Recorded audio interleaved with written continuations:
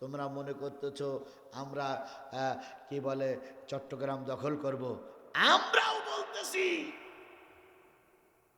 আজকে কিন্তু ভারতের সবচেয়ে তেরাস, ভারতের কাছে সবচেয়ে তেরাস, বাংলাদেশের গর্ব বাবর কিন্তু আজকে মনে হয় জেলখানার থেকে বাহির হয়েছে।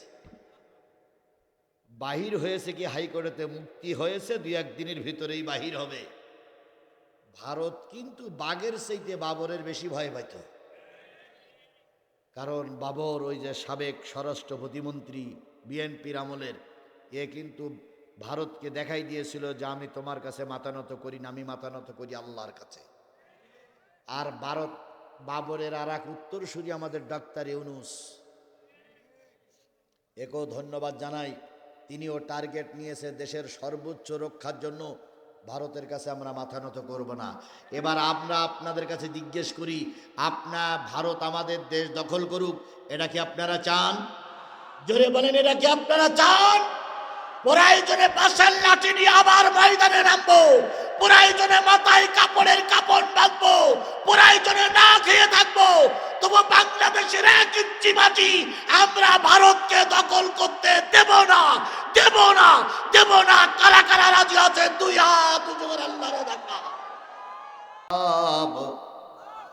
হুয়াল হক মুসাদ্দিকাল লিমা বাইনা ইয়াদাই ইন্নাল্লাহা বিইবাদিহি লাখাবীরুম বাসীর।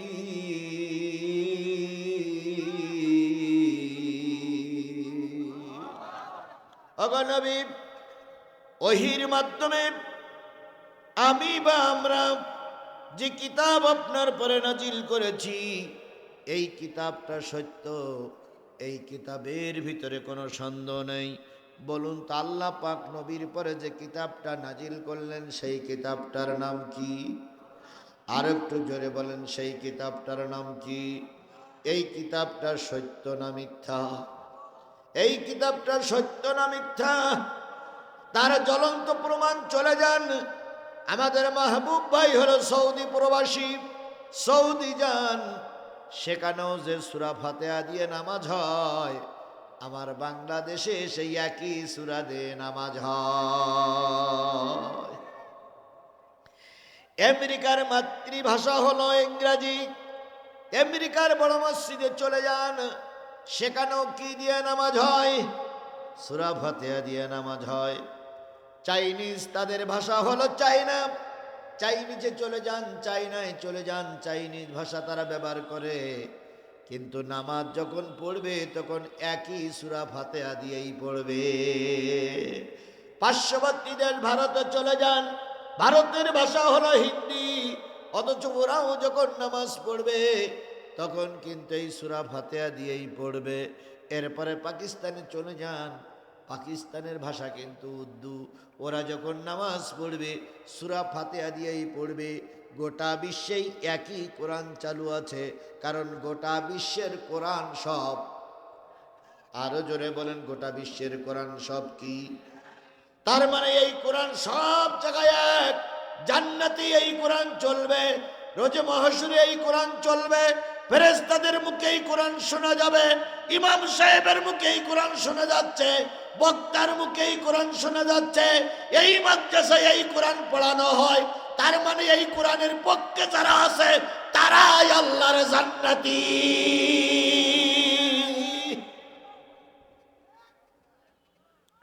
সব জায়গার ভাষা।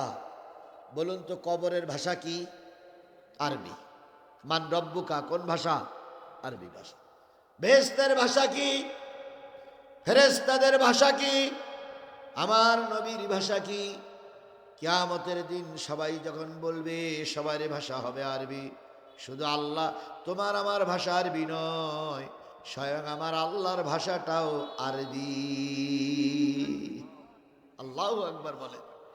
সেই আরবি ভাষার কোরআন নাজিল হলো। আল্লাহ রাব্বুল আলামিন বলেন, হুয়াল হক, এই কোরআন সত্য, এই কোরআন সত্য, এই কোরআন সত্য। মুসাদ্দিকাল লিমা বাইনা ইয়াদাই, শুধু এই কোরআন সত্য নয়, তাওরাত, জবুর, ইনজিল সহ ইতিমধ্যে যত কিতাব আমি দিয়েছি সব কিতাবগুলো সত্য। ইন্নাল্লাহা বিইবাদিহি লাখবীরুম বাসীর। জেনে নিও বান্দা, তোমার গোপন সংবাদ, তোমার প্রকাশ্য সংবাদ, বাইরের সংবাদ, ভিতরের সংবাদ, উপরের সংবাদ, নিচের সংবাদ, সব সংবাদ আমি আল্লাহ আমার জানা আছে। আপনার অন্তরের খবর কে রাখে? মুসলমান কথা বলেন, আপনার অন্তরের খবর কে রাখে? এই মাটির তলে একটা ছোট্ট পোকা ঘুরে বেড়ায়, ওই পোকাটা আর একটা পোকার কানে কানে কি বলে এই সংবাদ কার কাছে আছে? আরো জোরে বলেন, কার কাছে আছে? তোমার আর আমার ঘরের ভিতরে নয়, পাশে একজন লোক কি যুক্তি পরামর্শ করে তুমি আমি জানি না, কিন্তু আল্লাহ পাক ওই মাটির ভিতরে, গাছের ভিতরে, পানির ভিতরে, সাগরের ভিতরে, পাহাড়ের ভিতরে, নদ নদীর ভিতরে একটা পশু আর একটা পশুর সঙ্গে কি বলে, এসব সংবাদ আমার মালিকের জানা আছে না নাই? তাহলে সেই আল্লাহ বলতেছেন, বান্দারে তোর অন্তরের খবর আমি ভালো রকম জানি, তুই কি বলতেছিস সেটা আমার জানা আছে। সব খবর মনে হয় জানতো আল্লাহ, কিন্তু শেখ হাসিনার খবর জানতো না। কি শেখ হাসিনা যেভাবে কথা বলতো মনে হয় ওই হইল আল্লাহ। কি কায়দায় বলেছিল যে আমরা করোনার মোকাবেলা করব, তাই বলেছিল না? যা হ্যাঁ, আমরা করোনার মোকাবেলা করা সম্ভব, আমরা করোনার মোকাবেলা করব। তারপরে উনি বলেছিলেন আমরা আপনাদের হায়াত বাড়াই দিয়েছি। তাহলে হায়াত বাড়ানো কমাতে পারে কে? তাহলে ইনি যখন আমাদের হায়াত বাড়াই দিয়েছে, কমাই দিয়েছে, তাহলে ইনি আল্লাহ। কত জুলুমি করেছে আমাদের উপরে। হুজুরদের ডেকে নিয়ে থানার ভিতরে বলেছে জয় বাংলার স্লোগান দাও, শেখ মুজিবুর রহমানকে জাতির পিতা হিসেবে মানো, নতুবা গুলি করব। কিছু কিছু আলেমরা মেনে নিতে বাধ্য হয়েছে, আবার কিছু কিছু আলেমরা মেনে নেই নাই, তাই চেয়ারের থেকে থাপ্পড় মেলে নিচে ফেলানো হয়েছে। অত্যাচারের যত স্টিম রুলার জানা পৃথিবীতে চলেছে, সব স্টিম রুলার এই হজরত শেখ হাসিনার জানা ছিল। এমন করে স্টিম রুলার ছিল না যে রুলার এরা চালায়নি।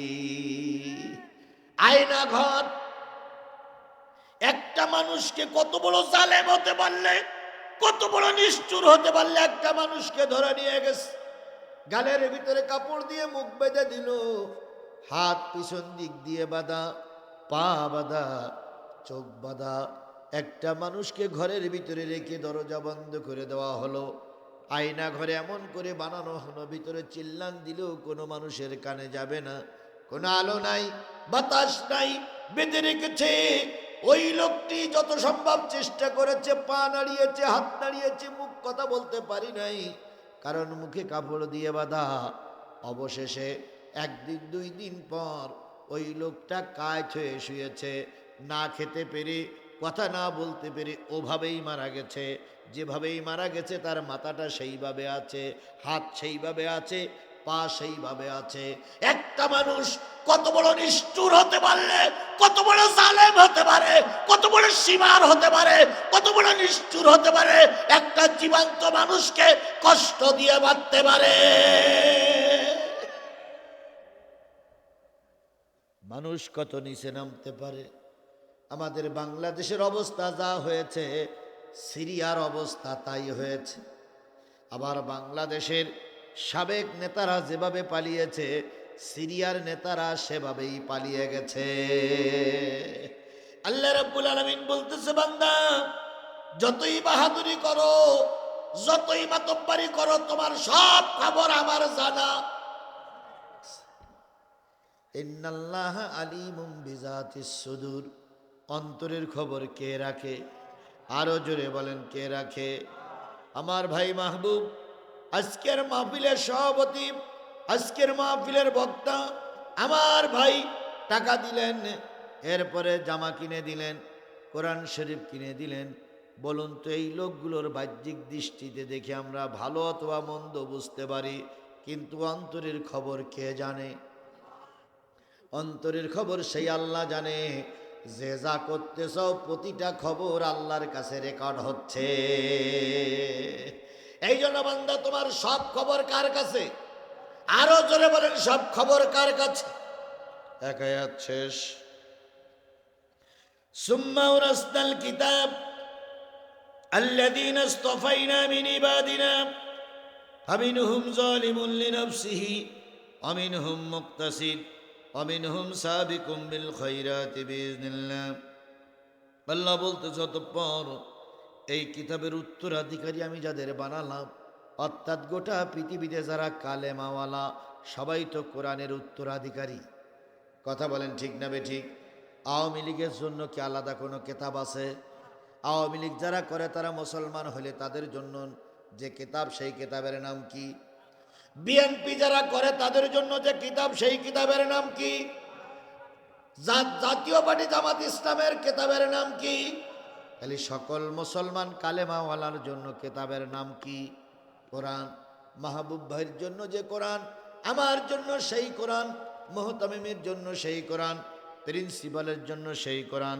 আল্লাহ পাক বলতেছে, অতঃপর এই কিতাবের উত্তরাধিকারী আমি যাদের বানালাম, যারা মুসলমান, এই মুসলমানেরা এই সমাজে চলতে যেয়ে, এই সমাজে রাজনীতি করতে যেয়ে, এই সমাজে ধর্মের কাজ করতে যেয়ে এই মুসলমানেরা তিনটা ভাগে ভাগ হয়ে গেছে। কয়টা ভাগে ভাগ হয়েছে? তিনটা। কে বলতেছেন? এবার আসুন সূরা ওয়াকিয়ায় যাই। ওয়া কুনতুম আজওয়াজান সালাসা। কিয়ামতের দিন, মুসিবতের কালে লক্ষ লক্ষ কোটি কোটি মানুষ যখন রোজে মহাশরের ময়দানে আসবে, আল্লাহ বলবে ভাগ হয়ে যাও। যার সেই যে দলের লোক সেই দলে চলে যাও। এক দলে সবাই থাকা যাবে না। তুমি যেটারে ভালোবেসেছিলে সেদিক যাও, তুমি যেটারে ভালোবেসেছিলে সেদিক যাও, তুমি যেটারে ভালোবেসেছিলে সেদিক যাও। যার সেই ভাগ হয়ে যাও। অকুন্তুম আজওয়াজান সালাসা। আল্লাহ বলতেছে সেদিন সব মানুষগুলো কয় ভাগ? সালাসা মানে কত? তিন। সালাসা মাগরিবি। সালাসা মাগরিবি ফরজুল্লাহ তাআলা, মানে মাগরিবের ফরজ নামাজ কয় রাকাত? সালাসা বিত্রি মানে কয় রাকাত? 3 রাকাত। ওয়াহিদ ইসনানে সালাসা। সালাসা মানে কি? সূরা ওয়াকিয়ার ভিতরে আল্লাহ বললেন সব মানুষগুলো কিয়ামতের ময়দানে 3 ভাগে ভাগ হবে। ফাআসাবুল মাইমানাতি মা আসাবুল মাইমানা ওয়া আসহাবুল মাশআমাতি মা আসহাবুল মাশআমা ওয়াস-সাবিকুনাস সাবিকুন উলাইকাল মুকাররাবুন।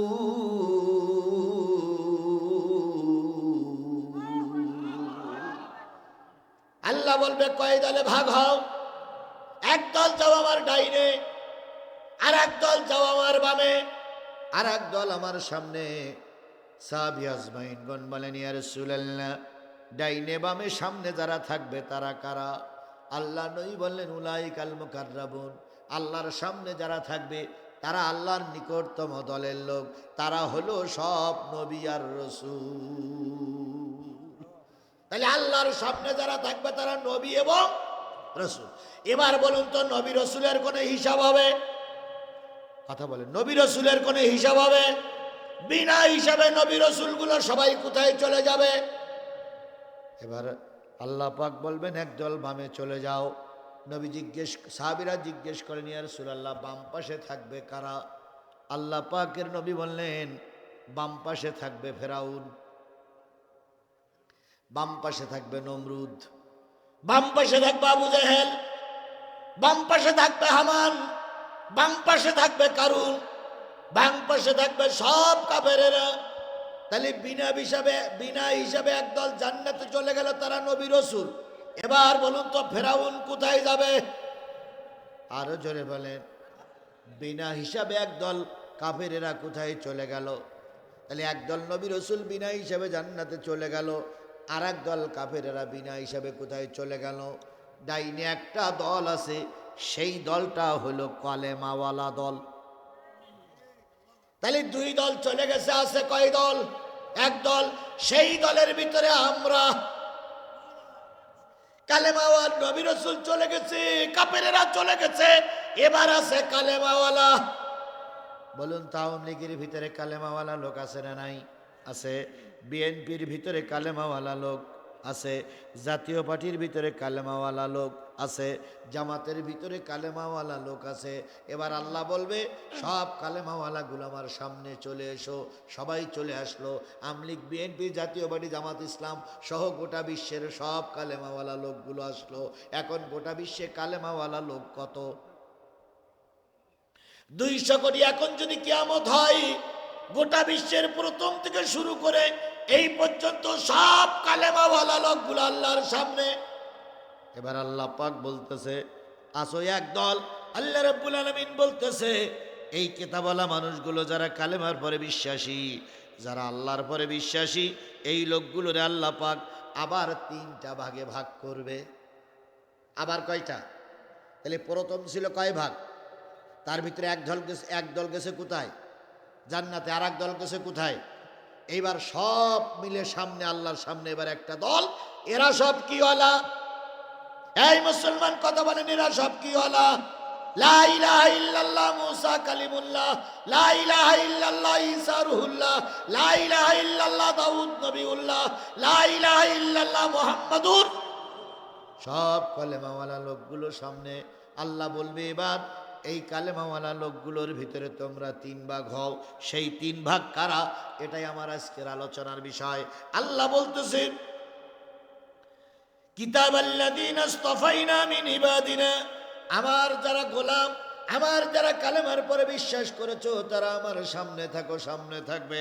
আল্লাহ বলবে এই দলের ভিতর থেকে একটা দল চলে যাও যারা জালেম। ফামিনহুম যালিমুন লিনাফসিহি, একটা দল যারা জুলুমি করেছো, মানুষের পরে মিথ্যা মামলা দিয়েছো, মানুষকে আয়না করে রেখেছো, মানুষকে গুম করেছো, মানুষের নামে মামলা দিয়ে যারা জুলুমি করেছো, তারা একটা সাইডে চলে যাও। তাহলে এই 3 দলের ভিতরে একটা সাইডে যারা থাকবে তারা জালেম। তারা কি? আরো জোরে বলেন, তারা কি? আমিনুহুম মুক্তাসিদ। আর একটা দল বামে চলে যাও, তারা হলো ধর্ম নিরপেক্ষ। এরা কোনো ধর্মের ভিতরে থাকতে চায় না, কালেমা পড়ে ঠিকই কিন্তু সব কুল বজায় রাখে। এরা হলো মুনাফিক, 2 কুল বজায় রাখে মুনাফিক। এরা একটা দলে চলে যাও। আমিনুহুম সাবিকুম বিল খায়রাতি বিইজনিল্লাহ।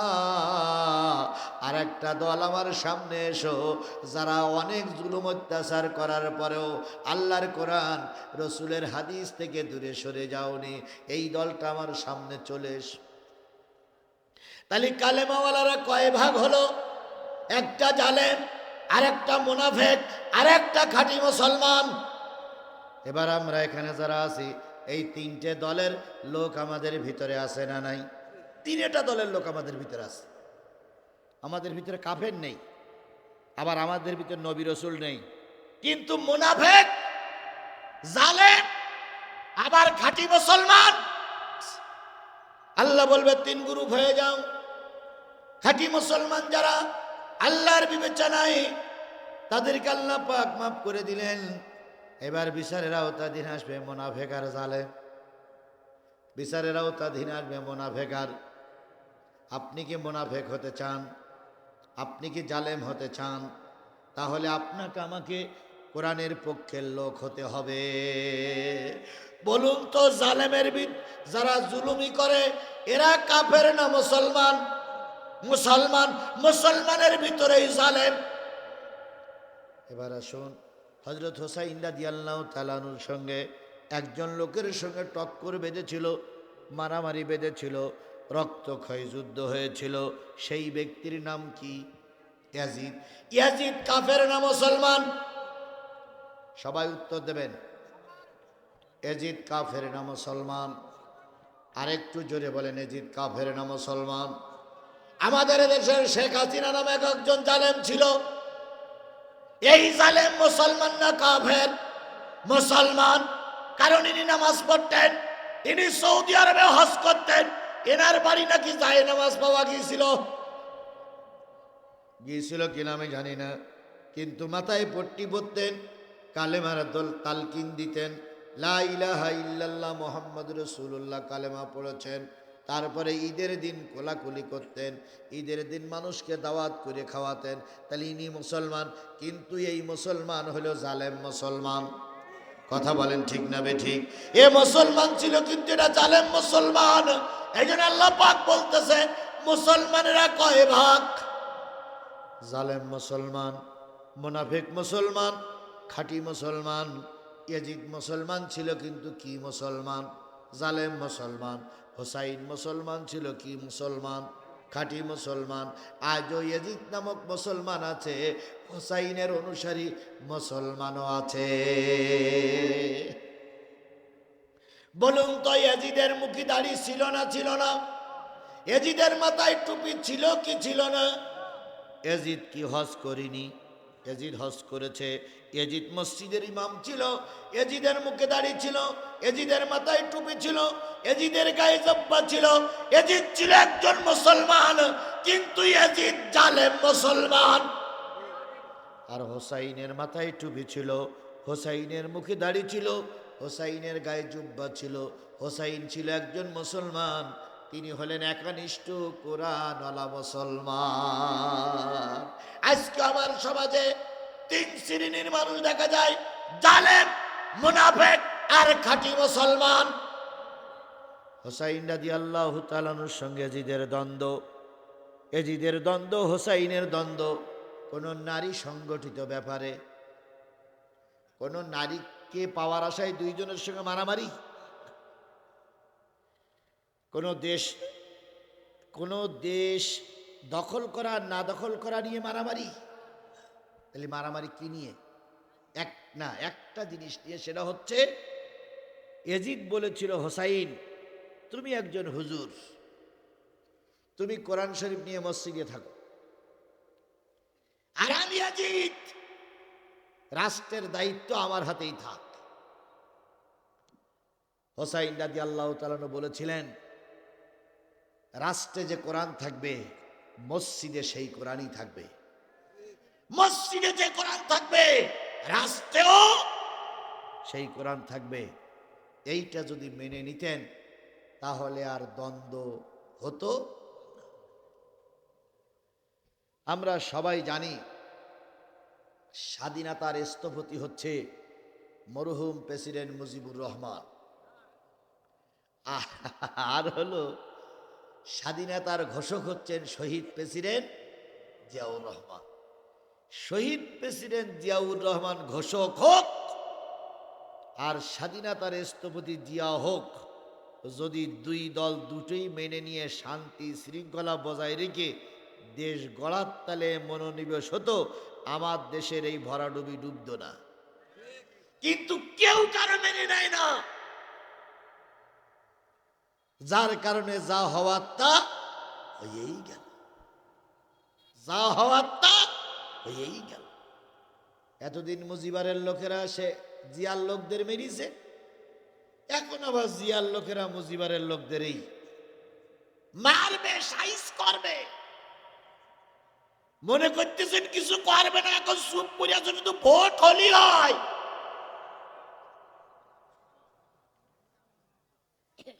বিশ্বাস করো, সাইজ তোমাদের হতে হবে। শেখ হাসিনার লোক খেয়ে দিয়ে রেডি হও, জিয়ার লোকেরা তোমাদের ঠ্যাং ভাঙবে, কোন সন্দেহ নেই, ঠ্যাং ভাঙবেই ভাঙবেই ভাঙবে। হয়তো জামাত ইসলামের লোকেরা একটু ধৈর্য ধরতে পারে, তারপরে বলতে ধরব না। বলুন তো, বাংলাদেশ জামাত ইসলামের লোকেরা নির্যাতিত বেশি না কম? 9-10 জন সিনিয়র নেতাদের ওরা ফাঁসি দিয়ে মেরেছে। একটা ফাঁসি হওয়ার পরে এরা কি সুন্দর আনন্দ করত, কথা বলেন ঠিক না বেঠিক? বিএনপির সিনিয়র নেতা তারেক রহমানকে দেশে আসতে দেয়নি, ম্যাডামের নামে মিথ্যা মামলা দিয়ে বছরের পরে বছর জেল খাটানো হয়েছে। ম্যাডামের বাসায় কি বলে কারেন্টের লাইন কেটে দিয়ে,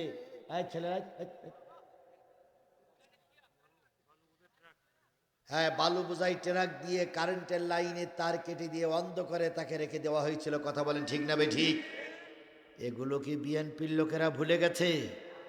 আওয়ামী লীগ যদি 7 বার জন্ম নিয়ে 7 বার আবার ভূমিষ্ঠ হয়, আবারও যদি 7 বার জন্ম নেয়, আর বিএনপি আর জামাত যদি বগুড়ায় নির্বাচনে আসে, আল্লাহর কসম আওয়ামী লীগ 70 বার জন্ম নিয়েও বগুড়ার মাটির থেকে একটা আসন আওয়ামী লীগ পাবে না, পাবে না, পাবে না। কারণ বগুড়ার আসন বিএনপির আর জামাতের। এই কথা বলেন না কেন, কথা বলেন না কেন? সেইখানে 4টে 5টা 6টা আসন সব ওনারাই। আবার কি কায়দায় বলতো এবারের ভোট সুস্থ হয়েছে। এরকম সুষ্ঠু নির্বাচন পৃথিবীর ইতিহাসে আর কেউ কোনোদিন দেখিনি। হোসাইনও মুসলমান, ইয়াজিদও মুসলমান। যদি হোসাইন আর ইয়াজিদ দুইজন মেনে নিতেন, আল্লাহর কোরআন দিয়ে দেশ চলবে, আল্লাহর কোরআন দিয়ে মসজিদ চলবে, হোসাইন আর ইয়াজিদের রক্তারক্তি করা লাগতো না। হোসাইন বললেন, ও ইয়াজিদ, রাষ্ট্রে যদি কোরআন থাকে মসজিদে কোরআন থাকবে, মসজিদে যদি কোরআন থাকে রাষ্ট্রে কোরআন থাকবে। কোনো জায়গায় কোরআন আর কোনো জায়গায় তুমি এটা হতে পারে না, সব জায়গায় কোরআন কায়েম করো। ইয়াজিদ বলল, যদি কোরআন কায়েম করি আমি তো আর মদ খাতে পারবো না। যদি যদি কোরআনের রাজ কায়েম করি আমি মানুষের পরে জুলুম করতে পারবো না। ইয়াজিদ বলে দিল, কোরআন মসজিদে থাক, কোরআন বঙ্গভবনে যাবে না। এবার হোসাইন বললেন, আমি যতক্ষণ বেঁচে আছি কোরআন বঙ্গভবনে নিয়েই ছাড়বো। দ্বন্দ্ব শুরু হয়ে গেল। শেষ পর্যন্ত ইয়াজিদ বাহিনীর টার্গেট নিল। যেমন টার্গেট হয়েছিল বিএনপি আর জামাতকে নির্মূল করে দেবে, ইয়াজিদ বাহিনীর টার্গেট হলো হোসাইন বাহিনীকে পৃথিবীর থেকে নির্মূল করে দেব। বিগত 12.5 বছর যারা ক্ষমতা চালিয়েছে, এদের শরীরে সব পড়ার শরীরে ইয়াজিদের রক্ত। এরা অন্য কাউকে সহ্য করতে পারত না। কথা বলেন ঠিক না বেঠিক? সামনাসামনি যখন কথা বলতো কত সুন্দর কথা। আর আপনাদের শাহজাহানপুরি এক নেতা ছিল, দেখলি মনে হইতো জামাতের আমির। হ্যাঁ, টুপি আর সেই দাড়ি দেখলি মনে হইতো জামাতের আমির। আর কাজগুলো দেখলি মনে হয় ফেরাউনই এর কাছে ফেল হয়। এ ফেরাউনের সেইটা আরো নিকৃষ্ট। আমি কিন্তু নাম বলিনি, বলে আপনারাই বলেছেন, ভোগবেন আপনারা, দরকার নেই, চুপ থাকেন। সেদিনও যা হয়েছিল গত 15 বছর তাই হয়েছে। কথা বলেন ঠিক না ঠিক? এবার জামাত বিএনপির ভাইদের উদ্দেশ্যে আমার নসিহাত, আওয়ামী লীগ বাড়ি দখল করতো, ঘেরে দখল করতো, দোকান লুটপাট করতো। জামাত বিএনপির লোক যদি একই কাজ করে এখন, তাহলে আওয়ামী লীগের তাড়াইয়ে লাভটা কি হইল? আওয়ামী লীগের তাড়াইয়ে দেশের মানুষ কি চেয়েছিল? সেই শান্তি যদি আমরা বিঘ্ন ঘটাই তাহলে বুঝতে পারবে ওরাও যা আমরাও তাই। ওদের ভিতরে আর আমাদের ভিতরে পার্থক্য। ওরা ছিল ভোট চোর, আমরা ভোট চুরি করব না। ওরা ছিল ডাকাত, আমরা ডাকাতি করব না। ওরা মানুষকে ভোট কেন্দ্রে জিতে দেয় নাই, আমরা মানুষকে ডেকে ডেকে ভোট কেন্দ্রে নিয়ে যাব। ওরা আলেমদের সহ্য করতে পারত না, আমরা আলেমদের সম্মান করব। ওরা তাফসীর মাহফিলের বিরোধী ছিল, আমরা তাফসীর মাহফিলের পক্ষে থাক। ওরা গান বাজনার পক্ষে ছিল, আমরা গান বাজনার বিপক্ষে থাকবো। যদি ওদের সঙ্গে আর আমার সঙ্গে একটু মত পার্থক্য না হয়, তাহলে ইয়াজিদ আর হোসাইন হয়ে লাভটা কি? হোসাইন বললেন, ইয়াজিদ ধর্ম মেনে চলো। ইয়াজিদ চিন্তা করলে এভাবে যদি চলতে থাকে সব মুসলমানের পক্ষে চলে যাবে, একনিষ্ঠ মুসলমানের। আমার মতন জালেমের পক্ষে কেউ থাকবে না। আমি তো মদ খেতে পারবো না, নারী নিয়ে ফুর্তি করতে পারবো না, বুড়ো শয়তান আমি নারী নিয়ে হোটেলে থাকতে পারবো না। তাই তো ইয়াজিদ হোসাইনকে ঘায়েল করার জন্য চেষ্টা করলো। এক পর্যায়ে হোসাইনকে আলাদা করে রাখা হলো। হোসাইন রাদিয়াল্লাহু তাআলা চিন্তা করলেন, ইয়াজিদের কাছে বশ্যতা স্বীকার করলে নানার কাছে মুখ দেখানো যাবে না। তাই খোলে খোলে তিনি কিছু লোক তৈরি করলেন। তার কাতারে তার দলের ভিতরে লোক পাওয়া গেল সব মিলে 79 জন। কয়জন? আরো মুসলমান যে ছিলেন তা নয়, ছিল না তা নয়, ও বহুত মুসলমান ছিল, কিন্তু নবী পরিবারের সদস্য ছিল তখন ৭৯ জন। এই ৭৯ আহলে বাইত ৭৯ জন লোক নিয়ে আল্লাহর নবী মদিনার থেকে নতুন একটা ইসলামী রাষ্ট্র তৈরি করার জন্য কুফার উদ্দেশ্য রওনা হলেন। কুফার উদ্দেশ্য যখন রওনা হলেন, এজিদ বাহিনী গোয়েন্দা বিভাগের মাধ্যমে জানতে পারল হোসাইন যাচ্ছে কুফায়, সেখানে যে একটা নতুন ইসলামী রাষ্ট্র করে ফেলবে। এজিদ চিন্তা করলো, ওখানে যদি ইসলামী রাষ্ট্র হয়ে যায় তাহলে তো আমার আর ক্ষমতা থাকবে না। তখন টার্গেট নিল যে কায়দায় হোক, হোসাইনের দলে এখন লোক কম, এখনই ওদের মেরে দিতে হবে। ভারতের এখন কেড়ে কেড়ে লেগে গেছে। ভারত চিন্তা করছে ওই পাশে পাকিস্তান হুমকি দিচ্ছে, এই পাশে বাংলাদেশ, ওই পাশে আফগান, আর মাঝখানে আছে কাশ্মীর। সবাই যদি তকবীর ধ্বনি দিয়ে মাঠে নামে, আমি ভারত পালানোর জায়গা খুঁজে পাবো না।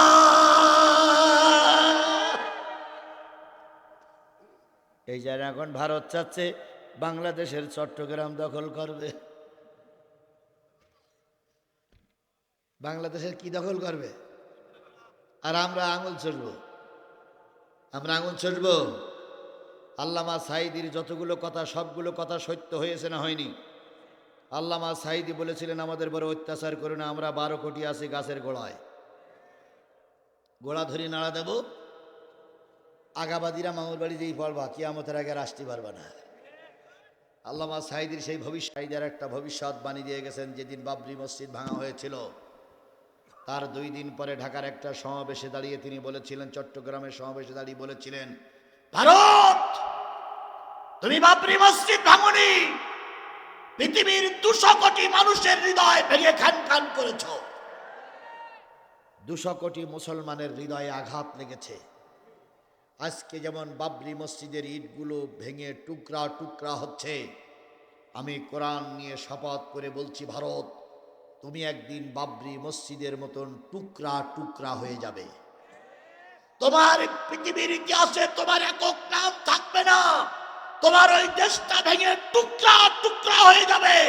আল্লামা সাঈদীর সব ভবিষ্যৎবাণী যদি সত্য হয়ে থাকে, ও আমার জাতি সাদা কাগজে লিখে রাখো, আল্লামা সাঈদীর ভবিষ্যৎবাণী 100% সত্য হবে। একদিন ভারত টুকরা টুকরা হয়ে যাবে।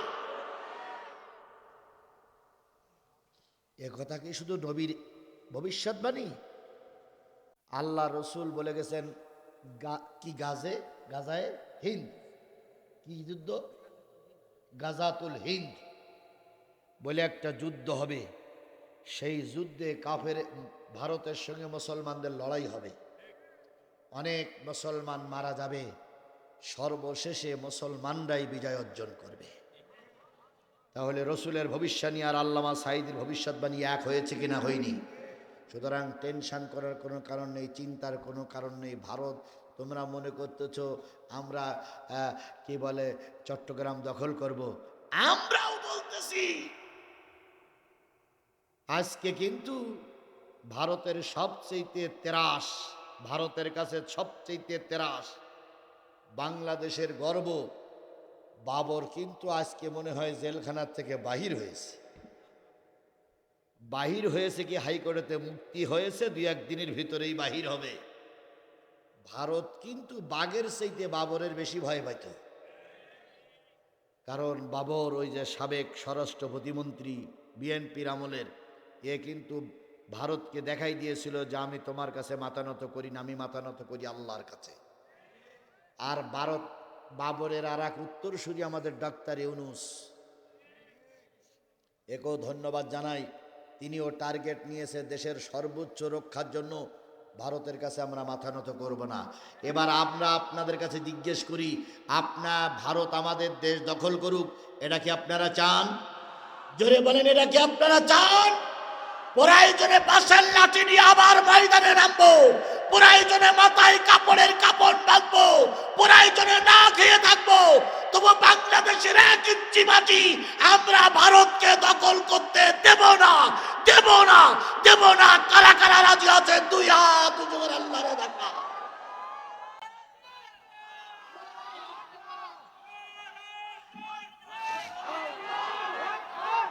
আল্লাহ আমাদের আল্লাহ আমাদের আল্লাহ আমাদের আল্লাহ আমাদের সহায় হোক। আরো জোরে বলেন আমিন। হযরত হুসাইন রাদিয়াল্লাহু তাআলা কতজন আহলে বাইতের পরিবার নিয়ে বাহির হলেন? 79 জন। হুসাইন বাহির হইছে, ইয়াজিদ জালেম সংবাদ পেল হুসাইন কুফায় যাচ্ছে। সেখানে লোকজন তৈরি করে আমাদের ইসলাম কায়েম করতে চায়। ইয়াজিদ বাহিনী লোকজন পাঠিয়ে দিল 10,000। ইয়াজিদ বাহিনী ফুরাতের কিনারায় যে ফুরাতের পানি বন্ধ করে দিল আর ইয়াজিদকে বশ্যতা স্বীকার করার জন্য অনুরোধ করল। হুসাইন রাদিয়াল্লাহু তাআলা যখন ফুরাতের কিনারায় যে তাবু করলেন আর ইয়াজিদ বাহিনীর লোক যখন এসে তার কাছে প্রস্তাব দিল নিঃশর্তভাবে তোমরা ইয়াজিদের কাছে আত্মসমর্পণ করো। হুসাইন 3টে প্রস্তাব দিয়েছিল। 1 নম্বর প্রস্তাব, আমি যেখান থেকে এসেছি সেখানে আমাকে যেতে দাও। 2 নম্বর, আমাকে সশরীরে ইয়াজিদের কাছে যেতে দাও। 3 নম্বর, তোমাদের দেশেও যাব না, কুফায়ও যাব না, একটা নতুন দেশে যাওয়ার জন্য সুযোগ করে দাও। ইয়াজিদ বাহিনী কোনোটাই প্রস্তাব মেনে নেয়নি। শেষ পর্যন্ত সিদ্ধান্ত হলো ইয়াজিদের সঙ্গে লড়াই। ইয়াজিদের সঙ্গে কি? এই মুসলমান কথা বলেন, ইয়াজিদের সঙ্গে কি? লড়াই। এখনই মোনাজাত করব, যেহেতু 12টা বেজে গেছে, 12টা বেজে 10 মিনিট হয়ে গেছে। আমি আপনাদের ওদিকের সংবাদ কি? আমার ওদিকে কোনো সমস্যা আছে? ওদিক সব ওকে? আবার ওকে? ওগুলো 3টায়? ও এখনো বক্তা আছে? সুবহানাল্লাহ।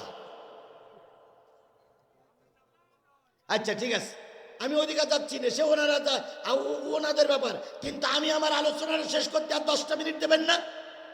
10টা মিনিট দেওয়া যাবে না? আচ্ছা একটু খেয়াল করি, আমি না উঠি, একটু খেয়াল করি। আমার ভাইয়েরা বসুন, দোয়া করবো। আমি মোসাবের মানুষ ভাই। ওয়াজ তো চলতি আছে। ফুলতলা মাদ্রাসা চেনেন আপনারা? ফুলতলা মাদ্রাসা আমার মাহফিল আছে ভাই। হ্যাঁ,